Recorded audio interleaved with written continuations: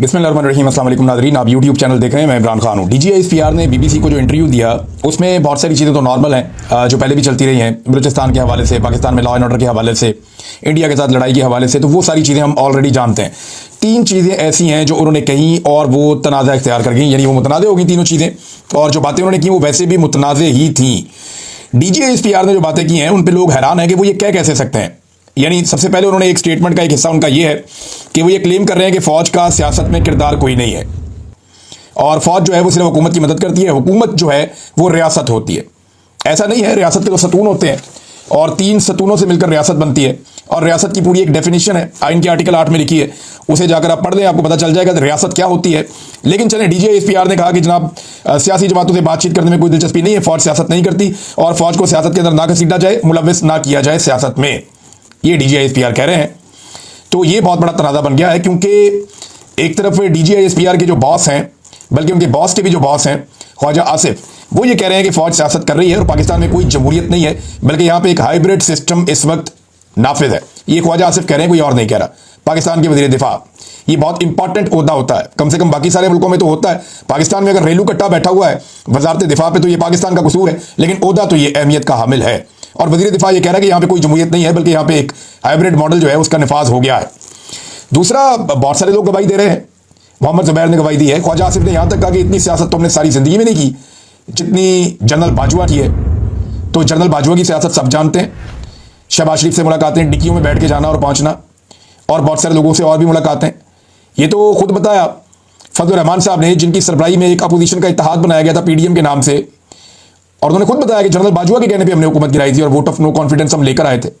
यानी फौज इसके अंदर मुलव्विस थी, फौजी की आदत। फौजी बेचारा जो बॉर्डर पे खड़ा है उसने क्या मुलव्वस होना है, उसे तो पता ही नहीं होता। वो तो बेचारा वोट डालते हुए भी यही सोचता है जैसे आम पाकिस्तानी सोचता है। वो तो पाकिस्तान की किस्मत बदलते हुए देखना चाहता है जैसे आम पाकिस्तानी देखना चाहता है। लेकिन मैं बात कर रहा हूं उन जर्नलों की, उन ताकतवर लोगों की जो बैठ के बंद कमरों में फैसले कर देते हैं। तो यहां फौज पूरी तरह से सियासत में मुलव्विस है, हो ही नहीं सकता कि फौज सियासत में मुलव्विस ना हो। इंटेलिजेंस एजेंसीज ने घरों में दाखिल होकर बंदे अगवा किए हैं, बंदों को उठाया है, उनके ऊपर टॉर्चर किया है, अगवा बराए बयान करवाए गए हैं। ISI के, मिलिट्री इंटेलिजेंस के लोगों ने लोगों को पाकिस्तान में जबरी तौर पे लापता किया और लगातार किया है। तो एक तो उनका ये स्टेटमेंट जो है ये बहुत ज़्यादा मुतनाज़ हो गया। दूसरा, जो लापता अफराद के हवाले से उनका एक स्टेटमेंट है वो बहुत अजीब स्टेटमेंट DGISPR ने दे दिया। उन्होंने कहा कि किसी के पास ये हक नहीं है कि वो किसी को गायब करे, ये DGISPR ने कहा। अब इसकी तफसील आप सुनेंगे तो आप हैरान हो जाएंगे कि पाक फौज के तर्जुबान क्या कह रहे हैं और एक्चुअली जो मिलिट्री एस्टेब्लिशमेंट है वो पाकिस्तान में एजेंसियों के जरिए से क्या कर रही है। यहां तो लोगों को अगवा करने के बाद उनके कपड़े उतारे गए, उन्हें नंगा किया गया। जमील फारूकी की मिसाल है, शहबाज गिल ने यह कहा था कि उनके भी कपड़े उतारे गए। यही बात जो है वो आजम सवाती साहब ने कही कि उनको भी नंगा किया गया। तो यहां तो लोगों को अगवा करने के बाद उनके कपड़े भी उतारे गए। वो ये कहते हैं कि किसी के पास ये हक नहीं है कि वो किसी भी शख्स को गायब करे, उसको उठाए, उसको हफ्ज़े बेजा में रखे। इसकी कोई कानून इजाज़त नहीं देता। हम सख्ती से इसकी मुमानियत करते हैं और जो भी जिम्मेदार हैं उन्हें तलाश किया जाता है और उन्हें जिम्मेदार ठहराया जाता है। तो DG साहब, मैं बता देता हूं कौन जिम्मेदार है। ये वीलॉग सुन के आप मुझे फ़ोन कर दें, मैं बताता हूं मुझे किसने अगवा किया था और कैसे किया था। और भाई मैं तो पुलिस के पास गया था FIR करवाने के लिए। जब मैं ISI की कैद से छूट कर आया और आने के बाद चंद दिन में मेरी हालत ठीक हुई तो मैं गया, मैंने कहा जी मैं अपनी FIR दर्ज करवाऊंगा, पुलिस के पास जाऊंगा। पुलिस ने FIR दर्ज करने से इनकार कर दिया। जजों को आवाज़ें मारता रहा, मुझे इंसाफ दे दो, किसी ने मुझे इंसाफ नहीं दिया। लापता अफराद का एक कमीशन है, उन्होंने भी मेरे से रब्ता नहीं किया। कोई बात करने के लिए तैयार नहीं था, कोई बात सुनने के लिए तैयार नहीं था। और मैं चशमदीद गवाह हूं कि मुझे कौन उठाकर लेकर गया, मैं अफसरान को जानता हूं। मेरे घर के ऊपर ये आप कह रहे हैं ना, ये गैर कानूनी छापे, आपसे बेचा में रखना और ये चीजें नहीं करते। मेरे घर पे 2 दफा जो छापे मारे हैं वो इंटेलिजेंस एजेंसियों के लोगों ने मारे हैं। आगा शेख सरवर के घर पे जो ऑफिसर गया था वही मेरे घर पे आया था और कई मजीद घरों पे उसी ऑफिसर ने छापे मारे हैं। और यह मकबूल जान साहब के साथ जिसने ओल फोल बकी थी वो भी यही ऑफिसर था, वो साफ बताते हैं, और वही उन्हें उठाकर लाया था। और मुझे खुद उस ऑफिसर ने बताई थी बात, और मुझे खुद उस ऑफिसर ने भी ये बात बताई थी उस वक्त जब मैं उनकी कस्टडी में था। तो नादरीन, ये एक तो गलत है कि दोनों चीज़ें गलत साबित हुई। एक तो फौज का सियासत में किरदार है, बिल्कुल है, और दूसरा पाकिस्तान की मिलिट्री एस्टेब्लिशमेंट ने एजेंसियों के जरिए से पाकिस्तानियों को जबरी तौर पर लापता किया और बार बार किया है। ये बड़ा सीरियस मसला है। अभी अहमद नूरानी के भाई जो है वो हाल ही में वापस आए हैं, बड़ी तकलीफ उन्होंने उठाई है। इंतजार पंजूता का मामला आपके सामने है, जो हुआ रावलपिंडी से सदाकत अब्बासी के साथ, वो सारा पाकिस्तान जानता उसके साथ क्या हुआ था। फरूक हबीब जो है वो जब प्रेस कॉन्फ्रेंस करने आया तो किनकी कैद से निकल कर आया था, सबको पता था। उस्मान डार के साथ क्या हुआ था, कौन उठाकर ले गया था उसे, सारी दुनिया जानती है कि एजेंसियां उठाकर ले गई थी। वो बेचारे शेख रशीद के साथ क्या हुआ था, चिल्ला कटवा दिया उन्हें पकड़ के, वो सारी जिंदगी जनाब उन्होंने फौज के साथ तल्लक बनाए, एंड में फौज ने उन्हें अगवा कर लिया, एजेंसियों ने उठाकर ले गई, वो बेचारे अभी तक रोते हैं, उन्हें यकीन नहीं आता कि मेरे साथ क्या हो गया। सहाफियों के साथ भी यही हुआ। अहमद फरहाद को कौन उठाकर ले गया था, और ये मकबूल जान साहब को, आफ्ताब इकबाल साहब को कौन उठाकर ले गया था, समी इब्राहिम साहब को कौन उठाकर ले गया था, ये सारी बातें सबको पता है। मुतीउल्लाह जान को भी उठाया गया था और उसके साथ भी जुल्म किया गया था। तो ये दोनों चीज़ें जो है ये गलत साबित होगी। तीसरी एक और चीज़ है, उन्होंने मीडिया के हवाले से कुछ कहा, और मीडिया के हवाले से उन्होंने बड़ा साफ साफ ये कह दिया कि जी मीडिया की तो अपनी पॉलिसी है और उनका अपना एक एडिटोरियल है, और इस पर तो हमारा कंट्रोल नहीं होता। यानी हर मीडिया का अपना एक एडिटोरियल है, उसकी अपनी एक पॉलिसी है, और वो पैमरा के साथ मिलकर करते हैं, और इसके अंदर कोई किसी किस्म का एस्टेब्लिशमेंट का रोल नहीं है। भी पैमरा ने 10 मरतबा अदालतों में आकर कहा कि ये चीज़ हमने मना नहीं की हुई, फिर भी टीवी चैनल नहीं चला पाए। क्यों? क्योंकि मना किया गया था। बाकायदा टीवी चैनल के मालिकान को बुलाकर धमकाया गया एस्टेब्लिशमेंट की जानिब से। ये मीडिया मालिकान बेचारे निजी महफिलों में बताते हैं कि हमें धमकाया गया, हमें बुलाकर कहा गया कि आज के बाद या हमारे रास्ते पे चलोगे या फिर हम तुम्हारा जीना हराम करेंगे। ये कहा गया मीडिया मालिकान को। अल्फाज बड़े सख्त थे, वो मैं यहाँ पे दोहराना नहीं चाह रहा। और मीडिया मालिकान को जब धमकाया जा रहा था तो एक सियासतदान भी वहां पे मौजूद था उस वक्त, जो फाइलें उठाकर चल रहा था। तो ये सारी दुनिया जानती है कि मीडिया के साथ क्या हुआ है। यानी मुझे जब नौकरी से निकाला गया तो मुझे बताया गया मेरे चैनल की जानिब से बार बार कि जनाब हमें प्रेशर आता है मिलिट्री एस्टेब्लिशमेंट की जानिब से कि इसको नौकरी से निकालो। हम उनके कहने पर आपको निकाल रहे हैं। हमने उनसे पूछा इसने क्या गलत किया है, गैर कानूनी क्या है, तो वो कहते नहीं बस निकालो इसको, तो निकाल दिया। अरशद शरीफ को नौकरी से किसने निकलवाया? ऐसे ही निकाला गया। साबिर शाकिर को किसने निकाला? ऐसे ही निकाला गया। मुईद पीरजादा को नौकरियों से किसने निकाला? ऐसे ही निकाला गया।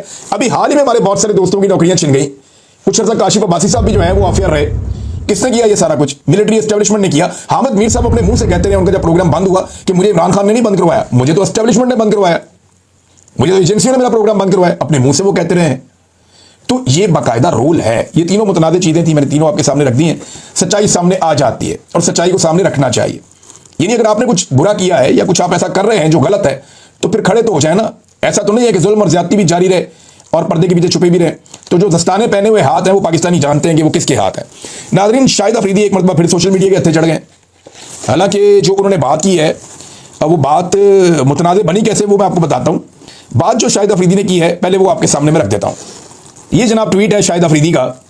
उसमें वो कहते हैं कि दरिया सवात में डूबने वाले मासूम लोग आखिरी लम्हे तक बेबसी की तस्वीर बनकर ये इंतजार करते रहे कि शायद कोई उन्हें बचा लेगा, मगर उन्हें अंदाजा ना था कि जिनकी ये जिम्मेदारी है उनकी तरजीहात कुछ और हैं। अच्छा, ये शाहिद अफरीदी साहब ने ट्वीट की तो बात तो ठीक है कि इन लोगों को बचाया जाना चाहिए था। ये बड़ा जुल्म हुआ है और ये देखते हुए बड़ा दिल टूट रहा है, बड़ी तकलीफ हो रही है। मैंने इस पर पिछले वीलॉग में बड़ी सख्त बात भी की है कि बड़े लोगों के बच्चे जो हैं वो कभी इन तकालीफ में नहीं गुजरते। अगर वो अपने बच्चों को रखकर सोचें तो उन्हें पता चले कि ख़ानदान जब डूबता है तो कितनी तकलीफ होती है। और इनको बचाने के लिए मामूली ज़राए चाहिए थे, कोई बहुत बड़े, कोई ऐसा नहीं था कि कोई बहुत बड़े स्ट्रक्चर चाहिए थे। मामूली ज़राए और ट्रेनिंग होती तो इनको बचाया जा सकता था। अब जो इतलात आ रही हैं उन इतलात के मुताबिक, इस वक्त जो लेटेस्ट खबर है उसके मुताबिक मूसलाधार बारिश के बाद ये क्लाउड ब्रस्ट हुआ ना उधर स्वात में, मदेन से आगे एक इलाका है वहाँ पे, और उसमें पता चल रहा है कि 75 अफराद स्वात में जो तुगयानी है उसके बायस बह गए हैं। ख़वातीन और बच्चों समेत 75 से ज़ायद अफराद दरिया की मौजों की नज़र हो गए हैं। रेस्क्यू टीम ने ताहाल 5 अफराद की लाशें मजीद निकाल ली हैं और कह रहे हैं कि 55 से ज़ायद अफराद को जिंदा बचा लिया गया है। 20 से ज़ायद अफराद की तलाश का अमल अभी तक जारी है जिनका कोई पता नहीं चल रहा। एक ही खानदान के 9 अफराद समेत 17 अफराद दरिया में गिर गए थे, जिनमें से 4 की लाशें निकाली गई, 3 को जिंदा बचा लिया गया, दीगर नहीं मिले। उनके बारे में ये जो है वो शक है कि शायद वो लोग जाँ बहक हो गए हैं, इस हादसे की नज़र हो गए हैं। अब शाहिद अफरीदी साहब ने जनाब ये ट्वीट किया तो लोगों ने उनको आड़े हाथों ले लिया, क्योंकि शाहिद अफरीदी साहब ने सेलेक्टिव एक इंसिडेंट के ऊपर ये ट्वीट किया। वाक़यात पाकिस्तान में होते रहते हैं, लेकिन वो तनकीद उन्होंने, क्योंकि लोगों को लगता है कि शायद पीटीआई की गवर्नमेंट पे तनकीद करना चाह रहे थे, इसलिए किया। लोगों ने उन्हें याद दिलाया कि जनाब आपने इससे पहले भी सैलाब आया, इस तरह के वाक़यात हुए, आपने तनकीद नहीं की। फिर दीगर कई वाक़यात निकाल कर लोग गिनवा रहे हैं कि आप उस वक्त नहीं बोले। फिर जुल्म पे, जबर पे, फस्तायत पे, डी चौक में गोलियां चली, वहाँ पे लोगों को शहीद कर दिया गया, उसके ऊपर आप नहीं बोले। तो लोग बहुत ज़्यादा तनकीद कर रहे हैं शाहिद अफरीदी पे। जो बात की है ना शाहिद अफरीदी ने, वो गलत नहीं है, बात ये दुरुस्त है। हमारी तरजीहात में पाकिस्तान की आवाम है ही नहीं, लेकिन दूसरी जानिब शाहिद अफरीदी स्पेसिफिक एक तरफ मार मारते हैं। वो ये देखते हैं कि एस्टेब्लिशमेंट के खिलाफ कौन चल रहा है, जो एस्टेब्लिशमेंट के खिलाफ है उस पर चढ़ाई कर देते हैं। शहबाज शरीफ से जितना मर्जी बड़ा ब्लंडर हो जाए, मरियम नवाज जो मर्जी कर ले, वहाँ पे जो है वो शाहिद अफरीदी साहब नहीं बोलेंगे, और वो नहीं बोलते। इसी बात का जो उनके फॉलोअर्स हैं या पाकिस्तान के अंदर जो फैंस हैं या आम पाकिस्तानी हैं, वो उनके ऊपर फिर तनकीद करते हैं और उनको आड़े हाथों ले लेते हैं। एक और नाज़रीन, एक बड़ा तौहीन अमीज़ मंजर है जो मैंने देखा, ये भी बड़ा तकलीफदेह है। एक तो सानिया हुआ और उसके ऊपर एक सानिया और हो गया। स्वात इंतजामिया ने, ये मोहम्मद फ़हीम साहब ने ये खबर दी कि स्वात इंतजामिया ने सैलाब में जाँ बहक होने वालों के लिए जो ताबूत भिजवाए वो TMA के कचरा उठाने वाली गाड़ी के अंदर भिजवाए। ये गाड़ी आप देख लें, ये हालात आप चेक करें, कितनी तकलीफदेह बात है। ये कचरा उठाने वाली गाड़ी है और इसके अंदर ताबूत भिजवा रही है स्वात की इंतजामिया कि जनाब इनके अंदर जो शोहदा हैं उनको लाया जाए। अब ये सिविलियंस की इज्जत है इस मुल्क के अंदर, ये इंतहाई अफसोसनाक बात है। ये जो लोग जाँ बहक हो गए हैं, इनके ताबूत तो किसी सही गाड़ी के अंदर भेज देते, बेशुमार गाड़ियां वहां मौजूद हैं, तो कचरा उठाने वाली गाड़ी के अंदर अगर इनके ताबूत आप भेजेंगे तो ये अच्छा जेस्चर नहीं है। इसके ऊपर इंक्वायरी होनी चाहिए और माफ़ी मांगनी चाहिए। और जो स्वात में इंतजामिया इसके लिए रिस्पॉन्सिबल है, चाहे वो NDMA है, चाहे वो PDMA है, चाहे वो वहाँ का DC है, इन लोगों को मुस्ताफ़ी होना चाहिए। जो लोग जिम्मेदार हैं उन्हें मुस्ताफ़ी होना चाहिए। और आप देख लीजिएगा, ये वाक़े के बाद कोई भी इस्तीफा नहीं देगा, बल्कि कोशिश करेंगे कि जान बच जाए, एक दूसरे के ऊपर डालेंगे और किसी एक आधे को ट्रांसफर कर दिया जाएगा, एक जगह से हटा के दूसरी जगह लगा दिया जाएगा, अगर ज्यादा से ज्यादा इंक्वायरी हुई तो भी। वरना इस तरह के वाकयात के ऊपर कोई इंक्वायरी भी नहीं करता पाकिस्तान के अंदर। ये समझते हैं रूटीन है, कीड़े मकोड़े हैं, ये मरते रहते हैं, खैर है इनकी। नाज़रीन, अदलिया की पाकिस्तान में हालत ये हो गई है कि ये वाले फैसले के बाद मैं लोगों की राय देख रहा था, मैसेजेस पढ़ रहा था, तो पाकिस्तान का बच्चा बच्चा बेंच या जज की शक्ल देख के पहचान जाता है कि अब ये क्या फैसला करने वाला है। अदलिया की ये हालत हो गई है इस मुल्क के अंदर। यानी किस लेवल की नाइंसाफी होने वाली है, ये जानने के लिए पाकिस्तान का बच्चा बच्चा सिर्फ जज की शक्ल देखता है और बताता है कि ये जज नाइंसाफी के किस लेवल पे जाने वाला है। काजी फायद ये सब वो जुल्म और बर्बरियत करके गए हैं इस अदालत के साथ, ऐसा सत्यानाश और बेड़ा गर्क करके अदलिया के पूरे निज़ाम का चला गया काजी फायद साहब। और तारीख के अंदर स्याह नाम के साथ याद रखा जाएगा, स्याह धब्बे के तौर पर याद रखा जाएगा काजी फायद साहब को, क्योंकि उन्होंने 13 जनवरी वाला फैसला और उसके बाद मुतनाज़ तरीन जो उनके फैसले थे, उनकी वजह से पाकिस्तान कई दहाइयां पीछे चला गया। सारी डेमोक्रेसी तबाह हो गई, कोई रूल ऑफ लॉ नहीं है, कोई फ्रीडम ऑफ स्पीच नहीं है। हर चीज छीनने का आगाज काजी फायद ईसा साहब की उस डिटाई से हुआ जो उन्होंने इस मनसब के ऊपर बैठकर अपनाई थी। अब हामिद खान साहब कहते हैं कि 13 जजेस का फैसला कभी भी 10-12 जजेस जो है वो रिव्यू नहीं कर सकते। जो बेंच बना वो आइन और कानून के खिलाफ था, लिहाजा इस बेंच का फैसला भी बातिल है। लगता है ये मामला फिर अदालत में चैलेंज कर देंगे, हो सकता है चैलेंज हो भी जाए, लेकिन मखसूस नशिस्तें तो दे दी गई PDM की जमातों को और अब उनके पास 2/3 अक्सरियत है। ये पाकिस्तान की तारीख में पहली दफ़ा हो रहा है कि जिस हुकूमत के पास सिर्फ और सिर्फ 17 सीटें थीं, उन्हें पाकिस्तान की मिलिट्री एस्टेब्लिशमेंट ने सीटें दिलवा दिलवा कर 1.5 साल के अरसे में 2/3 अक्सरियत तक पहुंचा दिया। और अगर उन्होंने 1.5 साल का अरसा और गुजार दिया ना, तो ये 100% अक्सरियत भी ले सकते हैं। कोई पता नहीं, पाकिस्तान की मिलिट्री एस्टेब्लिशमेंट इन्हें 100% अक्सरियत भी दिलवा दे और पाकिस्तान की तारीख में ऐसी आईनी तब्दीलियां करवा दें या आइन का हुलिया इस हद तक बिगाड़ दें कि आइन पहचाना ही ना जाए कि ये 1973 का आइन है। अभी कुछ लोग ऐसी बातें कर रहे हैं कि शायद आइन का हुलिया मजीद बिगाड़ के मिलिट्री एस्टेब्लिशमेंट अपने बड़ों के लिए नए रास्ते निकालने जाएगी और उनके लिए ज्यादा ताकत हासिल करने की कोशिश करेगी। चलें, जब ये होता है तो देख लेते हैं। लेकिन इसहाक डार साहब ने एक स्टेटमेंट दिया, ये स्टेटमेंट के ऊपर रोला पड़ा हुआ है। इस पर मुश्ताक अहमद साहब ने एक बड़ा ज़बरदस्त अपना एक स्टेटमेंट भी दिया है। लेकिन पहले आप ये देख लें कि इसहाक डार साहब ने कहा क्या। इसहाक डार साहब के हवाले से एक स्क्रीनशॉट उन्होंने शेयर किया जिसमें वो कहते हैं कि हम उस वक्त तक इसराइल को मानने के लिए तैयार नहीं हैं जब तक फ़लस्तीन का 2 कौमी हल नहीं माना जाता। इसहाक डार, अच्छा, अब ये 2 कौमी हल जो है इसको लोग मुतनाज़ करार देते हैं। यानी 2 तरह की सोच है फ़लस्तीन और इसराइल के मामले को लेकर। एक सोच ये है कि वहाँ पर अब इसराइल मौजूद है तो एक मुल्क इसराइल हो और एक मुल्क फ़लस्तीन हो, और फ़लस्तीनियों को फ़लस्तीनियों के इलाके मिल जाएं तो 2 कौमें वहाँ पे आबाद हो जाएं, एक इसराइलियों का मुल्क है और एक फ़लस्तीनियों का मुल्क है, और इंसाफ के साथ जो है जो फ़लस्तीनियों का हक है वो उनको दिया जाए। एक तो ये है। अब इसके अंदर जो है वो एक तरह के लोग समझते हैं कि इसराइल को ज़्यादा दिया जाए, दूसरी तरह के लोग समझते होंगे कि फ़लस्तीन को ज़्यादा दिया जाए। तो ये 2 कौमी नज़रिए की तर्ज के ऊपर या 2 कौमी हल के तौर के ऊपर इसको एक मकतबा फ़िक्र या सोचने वाले लोग जो हैं वो ये कहते हैं, और ये इसहाक डार साहब उन्हीं की नुमाइंदगी कर रहे हैं। दूसरे लोग ये कहते हैं कि जनाब इसराइल को तो वजूद ही कोई नहीं है, इसे तस्लीम ही नहीं किया जा सकता। कायद-ए-आज़म मोहम्मद अली जिन्ना ने कहा था कि हम किसी सूरत इसराइल को तस्लीम नहीं करेंगे, इसलिए कि ये उम्मत के कलब में घुसाया गया खंजर है, नाजायज़ रियासत है, हम इसे मान ही नहीं सकते। और उस वक्त भी अक़वाम मुत्तहिदा ने बैतुल मक़दस शहर के साथ फ़लस्तीनी रियासत के साथ 2 रियासती हल दिया था, लेकिन कायद-ए-आज़म ने अक़वाम मुत्तहिदा का ये 2 रियासती हल मुस्तरद कर दिया था। तो अब कैसे हो सकता है, ये बात अब सेनेटर मुश्ताक अहमद खान साहब कह रहे हैं और दूसरी तरफ की राय रखने वाले लोग ये बात कह रहे हैं। अब ये 2 अलग अलग ओपिनियन है, इन 2 अलग अलग ओपिनियन में से कौन सी ठीक है कौन सी गलत है, इसके ऊपर डिबेट आने वाले दिनों में चलेगी। लेकिन दोनों तरफ के लोग जो हैं वो कुछ भी कह लें, अब मुझे नहीं लगता कि पाकिस्तान के लिए इसराइल को तस्लीम करना कोई इतना आसान काम होगा। जो भी आर्मी चीफ उस वक्त होगा क्योंकि देखिए हुकूमत तो आर्मी चीफ की होती है ना पाकिस्तान में, अभी तक सिविलियन गवर्नमेंट की तो हुकूमत होती नहीं है। शहबाज शरीफ ना 3 में ना 13 में, लेकिन ये भी रगड़े में आ जाएंगे। जो भी हुकूमत में होगा या आर्मी चीफ होगा उस वक्त जब इसराइल को तस्लीम किया जा रहा होगा, अगर किया गया तो, जैसा कि इसहाक डार साहब ने इशारा दिया है, कंडीशन एक उन्होंने दी है, तो उसके लिए बड़ी मुश्किलात हो जाएगी। उसके लिए बहुत बड़े पैमाने पर मुश्किलात हो जाएंगी। पाकिस्तान के अंदर पब्लिक का एक सैलाब आ जाएगा। लोगों को 70-75 साल से इस बात पे कायल किया गया है, तो एकदम आप जब दूसरी चीज करेंगे तो उसका रिएक्शन आएगा। अब वो रिएक्शन कितना आता है इसके बारे में भी कुछ कहा नहीं जा सकता। हाँ, एक रिएक्शन आया है और ये सहाफी है अहमद नूरानी साहब, जिनके भाइयों के बारे में थोड़ी देर पहले भी मैंने बात की।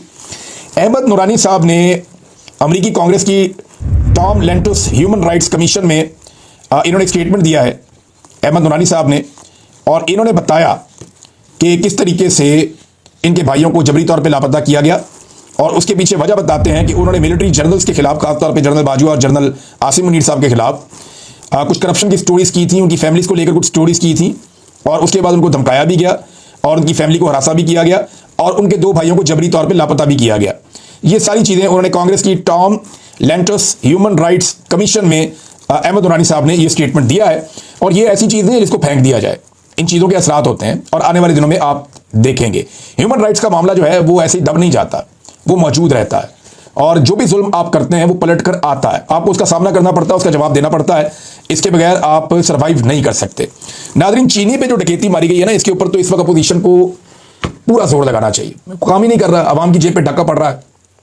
अवाम इस वक्त जो चीनी खरीद रही है उसमें लगभग 80 रुपए इजाफी पे कर रही है, और ये वो 80 रुपए इजाफी हैं जो पे करने पड़ रहे हैं अवाम को कि इन्होंने अपना शौक पूरा किया। पहले चीनी की एक बहुत बड़ी मिकदार, लगभग 7 लाख टन, ये चीनी पाकिस्तान से बाहर भिजवा दी और उसके ऊपर कमीशन खा लिया, पैसा कमा लिया।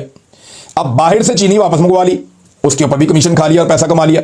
और ये भिजवाने और मंगवाने के चक्कर में चीनी को जो महंगा कर दिया वो कर दिया लगभग 61% तक चीनी महंगी हो गई। ये किया पाकिस्तान की सरकार ने पाकिस्तान के शहरियों के साथ। कोई अगर बनाना रिपब्लिक ना होता या कोई ऐसा मुल्क होता जिसमें आइन और कानून होता तो इन सारों की गर्दनें लंबी हो जाती या इनको जेल हो जाती और इनको उम्र कैदें हो जाती कि तुमने अवाम की जेब पे डाका डाला कैसे। भाई, जब एक चीज पाकिस्तान में पैदा हुई और पाकिस्तानियों के इस्तेमाल की थी, पहले तुमने उसे बाहर भेज दिया और बाद में वही चीज वापस पाकिस्तान में मंगवा दी। हालांकि वो चीज खराब होने वाली चीज भी नहीं है, अगर वो पड़ी रहे तो पूरा साल इस्तेमाल की जा सकती है। लेकिन माफिया को फायदा देने के लिए, शुगर माफिया को फायदा देने के लिए इस हुकूमत ने चीनी के मामले के ऊपर एक बड़ी डकैती मारी है। तो नाज़रीन, अब तक के लिए इतने, अपना ख्याल रखिएगा, अपने चैनल का भी। अल्लाह हाफिज।